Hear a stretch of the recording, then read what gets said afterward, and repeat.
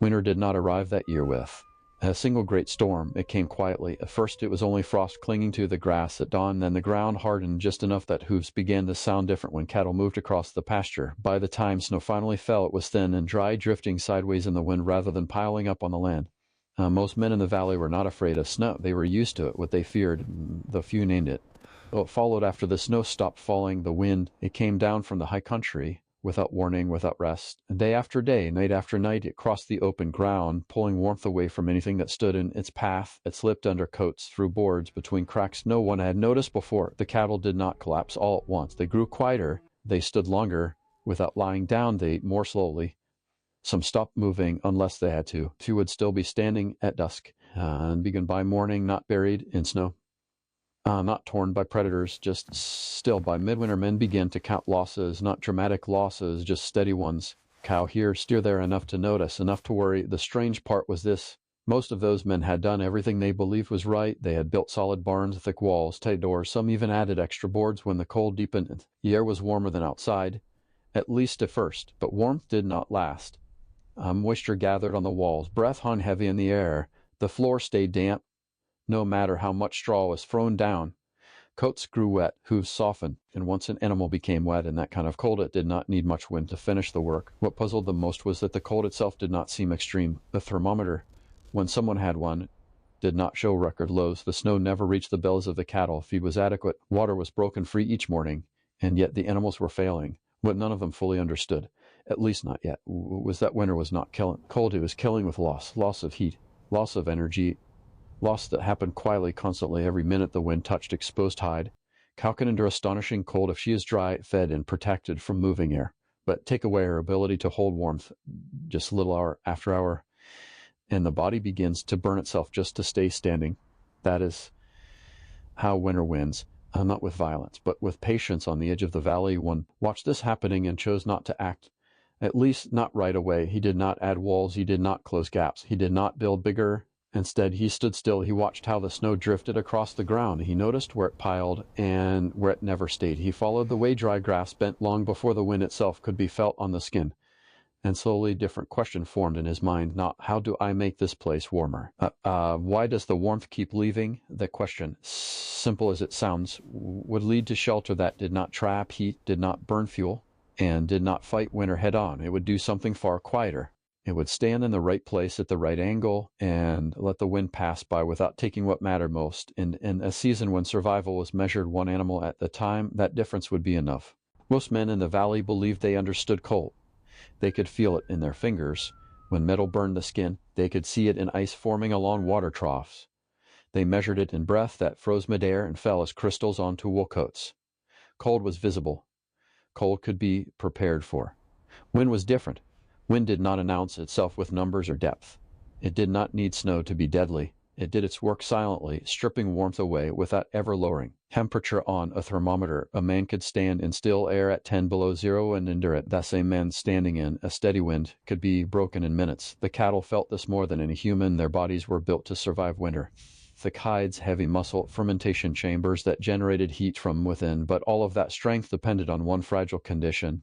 Stillness. The moment moving air touched their flanks, the equation changed. Warmth rising from the body was no longer allowed to linger. It was pulled away, replaced by cold air again and again, until the animal was forced to burn more energy just to maintain balance, not to grow, and not to heal, just to remain upright. This was not starvation. This was not exposure.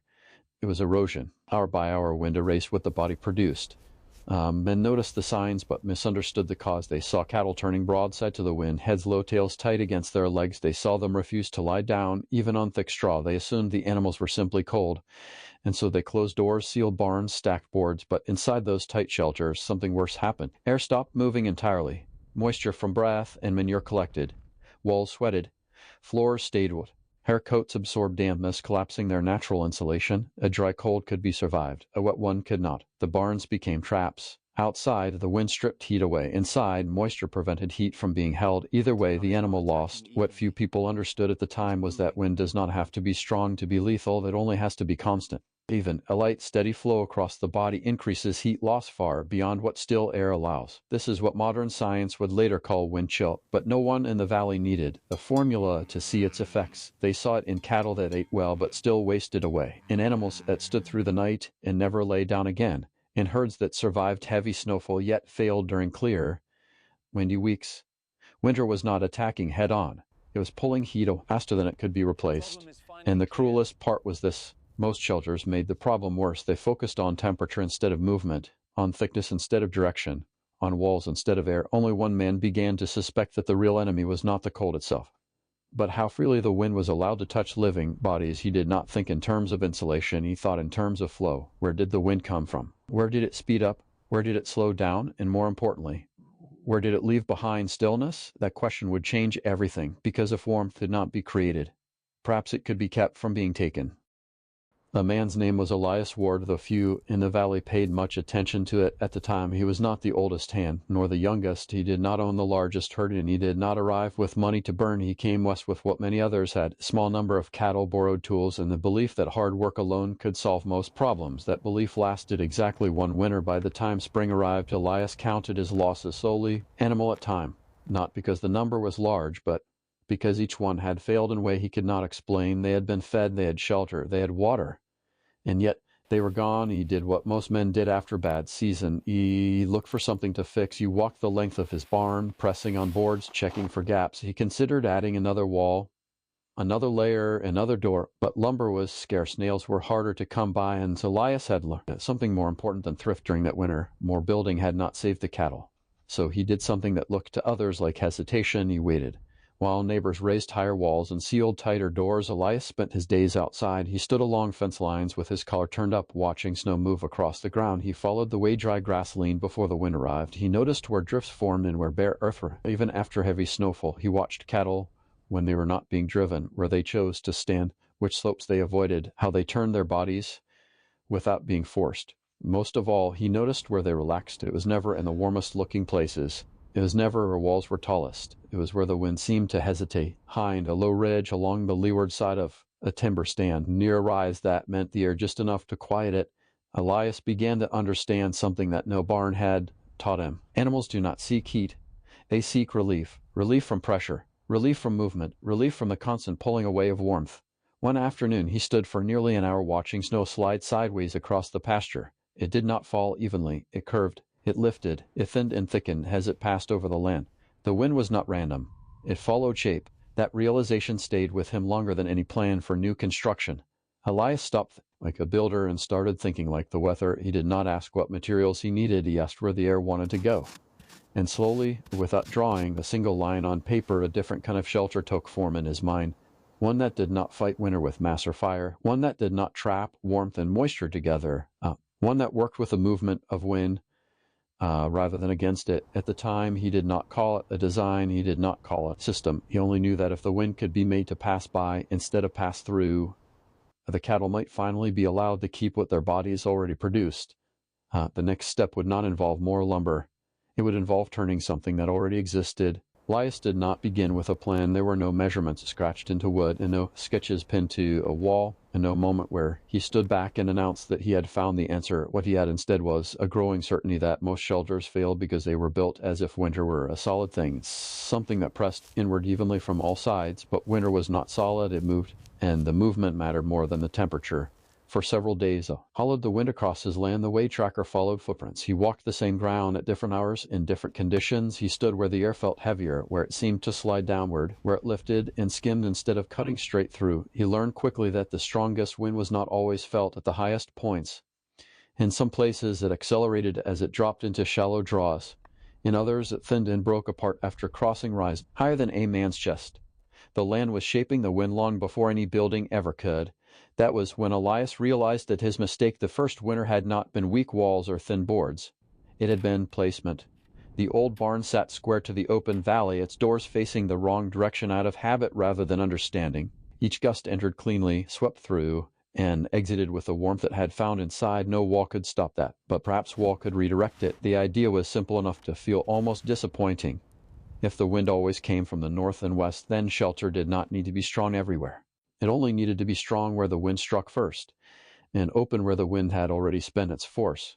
Instead of enclosing space, Elias thought about creating pocket of stillness. He tested the idea without tools. He stood behind fence line as the wind passed over it, feeling how the air changed on the leeward side. He crouched behind low dirt bank and noticed how quickly the pressure eased. Even small obstruction, if placed correctly, could bend the flow. That night, as the wind rattled the eaves of his cabin, Elias made a decision that surprised even him. He would not repair the old barn. He would turn it, not tear it down, not rebuild it heavier, just rotate the idea of it. The new shelter would not face the land the way man wanted to look at it. It would face the land the way the wind moved across it. Three sides would meet the wind and break it. Side would remain open, not to invite cold, but to allow used air to leave without lingering. There would be no sealed corners where dampness could gather, and no ceiling to trap breath. No doors to swing open and closed. The structure would do almost nothing at all.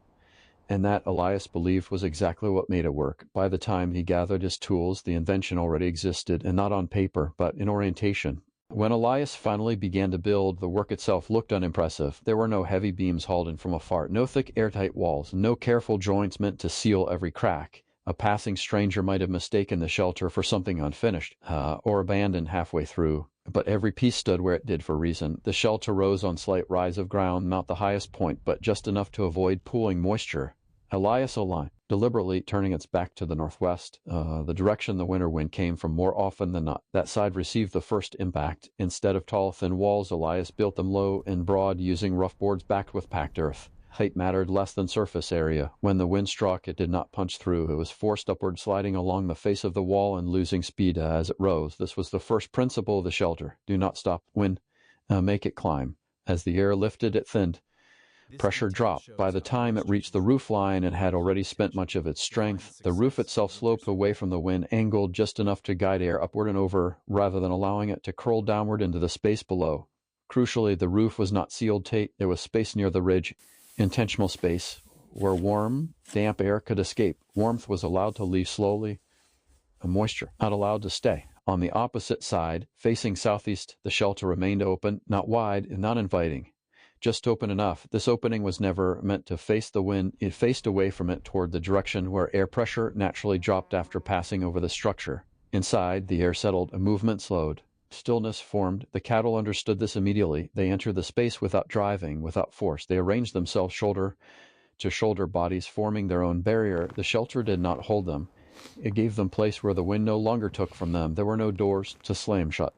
No corners where air became trapped and wet. No need to confine heat because the shelter did not create warmth. It preserved what already existed. Elias paid close attention to the ground beneath the animals. He did not pave it. He did not dig it out.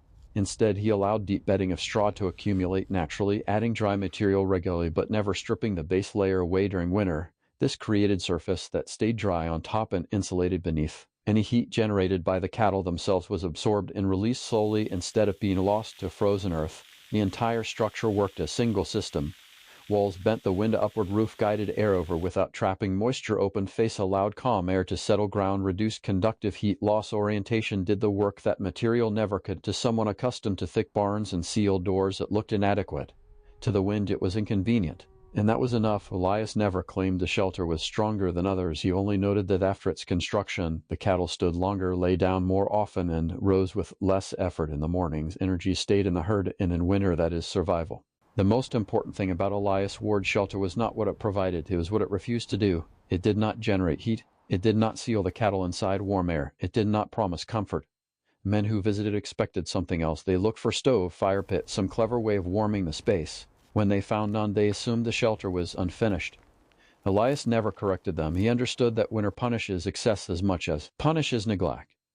Shelter that traps warmth also traps moisture. Breath rises, meets cold surfaces, and turns to water. That water settles into coats and bedding.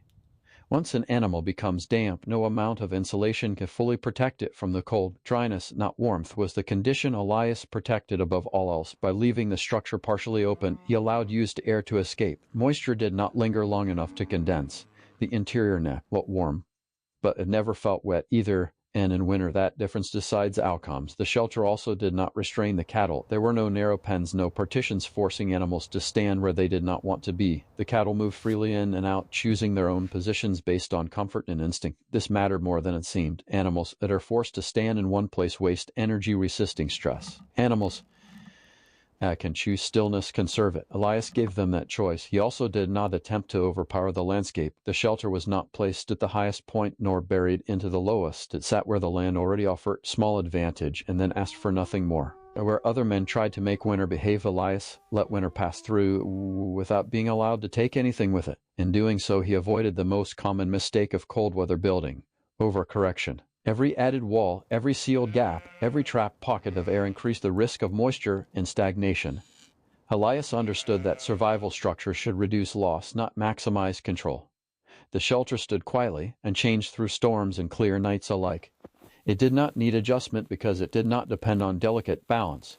Its effectiveness came from orientation and restraint, not complexity. This was frontier wisdom at its purest. Not through addition, but invention through subtraction. By choosing not to fight winter directly, Elias avoided provoking it. He did not challenge the cold to contest a strength. He simply stepped out of the way. And in the long arithmetic of winter, that proved to be the smarter move.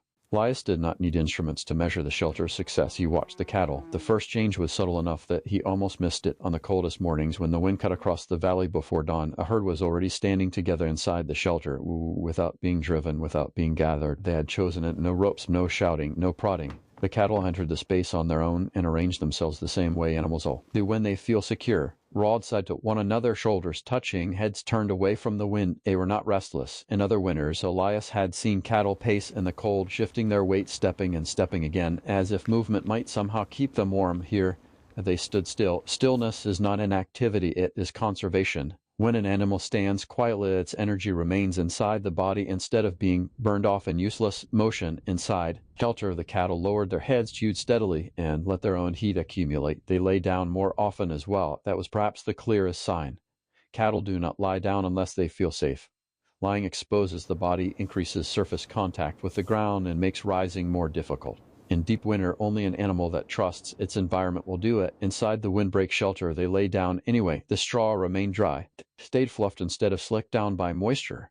Frost formed on whiskers and eyelashes, but not on backs and flanks where warmth still lingered beneath the hide. Even during long nights of clear cold, the herd did not break apart. They rose together at dawn, slow but steady, moving toward feed without urgency or strain. Elias noticed fewer signs of stress. Breathing stayed even. Eyes remained alert. There was no constant shifting of weight from leg to leg, no trembling that signaled exhaustion. Most importantly, the cattle continued to eat, not greedily and not desperately, just steadily. This mattered more than anything else. An animal that eats maintains fermentation. Fermentation produces heat. Heat sustains life. In neighboring pastures, Elias could see the difference. Cattle exposed to the wind stood with their backs hunched, tails tight, plus some refused to lie down at all. Others lay down and struggled to rise again. The contrast was not dramatic in a single moment. It revealed itself over time. One herd lost weight quickly, the other lost it slowly. One herd broke, the other endured. Elias never forced comparison. He simply watched and took note. The shelter had not changed the weather. It had not removed the cold. It had changed behavior. And behavior in winter is often the earliest and most reliable measure of survival. Winter did not end with a single turning point. There was no final storm to be endured, no heroic night when men stayed awake waiting to see what would survive until morning. The cold lingered, as it always does in the high country, easing its grip slowly and without ceremony. That was the point. Elias measured the season not by how hard it struck, but by how little attention it demanded. Each morning followed the last in nearly the same way. He walked out to the shelter before the sun cleared the ridge, boots crunching over frozen ground, breath low and steady. The cattle were there, standing, chewing. Some mornings frost lay thick along their coats, sparkling briefly in the early light, but beneath it the hair remained dry. There was no panic in the herd, no sudden movement when Elias approached. They had not been driven through the night by wind. Discomfort. They had rested. Feed consumption stayed consistent. Water intake did not drop. The animals did not cluster in tight, desperate knots, nor did they scatter across the pasture searching for relief. They used the shelter as they needed it and left it when they did not. That balance mattered. In harsher winters, Elias had known every morning to begin with uncertainty. There had always been a pause before counting heads, a moment of bracing before facing the quiet truth of loss. This winter he counted without dread. Losses still came. Winter always takes something, but they came slowly, predictably, without the sudden collapses that mark colder, wind-driven years. No single night ended the shelter did not remove hardship. It reduced its pressure. In pressure, when relieved just enough, allows life to continue. As weeks passed, the days lengthened almost imperceptibly. Shadows shifted. Snow began to soften, and the day before freezing again. At night, the wind still came, but it no longer carried the same authority. By the time meltwater first traced thin lines across the frozen ground, a herd was thinner. But intact, they stepped out from the shelter in small groups, stretching stiff legs, testing the ground. There was no rush, no frantic search for feed or warmth. They had survived without spectacle. For Elias, that quiet outcome confirmed what season had been teaching him all along. In winter, survival is not announced. It is simply allowed to continue. Elias never spoke of what he had built as an invention. He did not give it a name. He did not describe it as a method. When others asked, he spoke only in plain terms, pointing out how the wind moved across the land, how snow drifted in some places and never touched others. Still, word spread, not quickly and not loudly, but the way practical knowledge always does. One man noticed another man losing fewer animals. Someone else paused long enough to ask. Why? Fence was turned, wall was shortened, door was left open on purpose. The idea traveled without explanation. What changed was not the shape of buildings, but the way people thought about them. The men who had spent their lives fighting winter began to see it differently. They stopped asking how to seal themselves away from the cold and started asking where the wind was strongest, where it broke apart, where it passed overhead without touching the ground. The principle applied. Beyond cattle, cabins were shifted slightly off square with the valley. Hay sheds were built with one open face instead of two closed ones. Root cellars were dug where the land already offered shelter from moving air. Even people began to stand differently. They learned to walk the leeward side of ridges, to rest where trees bent but did not snap, to build where snow gathered lightly instead of being scoured away to bare ground. All of it came from the same understanding. Direction matters more than force. The shelter Elias built worked not because it was clever, but because it accepted truth the frontier demanded over and over again. That strength alone is rarely enough.